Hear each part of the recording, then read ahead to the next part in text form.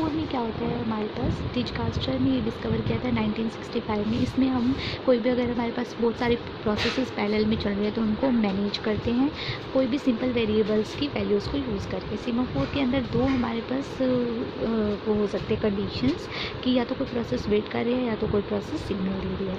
अगर entry time पे कोई भी प्रोसेस चल रही है, ऑलरेडी एग्जीक्यूट हो रही है, तो दूसरी प्रोसेसेस को वेट करना पड़ेगा। अदरवाइज़ और अगर कोई प्रोसेस कंप्लीट हो चुकी है, एग्जिट करना है उसको, तो वो सिग्नल देगा, उसका सिंबल है V और इसका सिंबल है P। अब अगर S=0 है हमारे पास, तो इसका मतलब कि कोई भी CPU मतलब कोई भी रिसोर्स जो है वो अनअवेलेबल है, कि हम प्रोसेस को यूज़ नहीं कर सकते, मतलब कि क्रिटिकल सेक्शन में ऑलरेडी प्रोसेस है। अदरवाइज़ अवेलेबल, अगर S की वैल्यू कोई भी इंटीजर है या S की वैल्यू 1 है, तो हम प्रोसेस को अंदर क्रिटिकल सेक्शन में डाल सकते हैं। तो फर्स्ट इज़ वेट।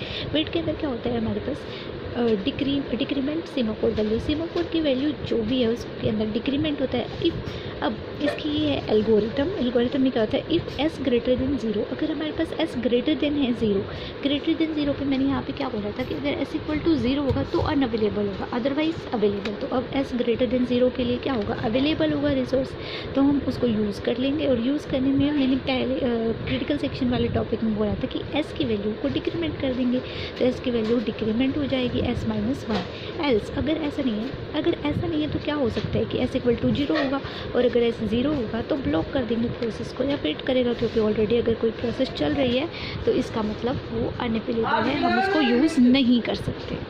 नेक्स्ट है हमारे पास सिग्नल ऑपरेशन। सिग्नल ऑपरेशन में हमारे पास इंक्रीमेंट होता है सीमाफोर की वैल्यू में। सीमाफोर की वैल्यू में इंक्रीमेंट कैसे होगा, देखिए, इफ़ एनी प्रोसेस वेट, अगर इसकी एल्गोरिथम है ये, if any process waits start one of them, अगर हमारे पास कोई प्रोसेस वेट कर रही है, मतलब हमारे पास कोई सिग्नल का मतलब क्या है कि कोई प्रोसेस कंप्लीट हो चुकी है। अगर हमारे पास P1 प्रोसेस कंप्लीट हो चुकी है तो हम चेक करेंगे कि अगर कोई प्रोसेस वेट में है तो हम उसको स्टार्ट कर देंगे। अगर कोई प्रोसेस वेट में नहीं है तो हम सेट कर देंगे, इंक्रीमेंट कर देंगे, मतलब कि सीमाफोर की वैल्यू में। हमने सीमाफोर की वैल्यू में क्यों इंक्रीमेंट किया है, क्योंकि हमने प्रोसेस को, मतलब जितनी प्रोसेस को रिलीज़ किया वो नंबर ऑफ़ प्रोसेसेस इंक्रीज़ हो रहे हैं। क्योंकि जैसे देखो, P1 एग्जीक्यूट हो गई, फिर हमारा P2 आया, फिर P2 एग्जीक्यूट हो गई, इसीलिए हमारी जब भी हमारी प्रोसेस एग्जिट होती है तो सीमाफोर की वैल्यू में इंक्रीमेंट होता है, क्योंकि रिलीज़ क्यू में हमारी जो प्रोसेस है वो इंक्रीज़ होती जा रही है।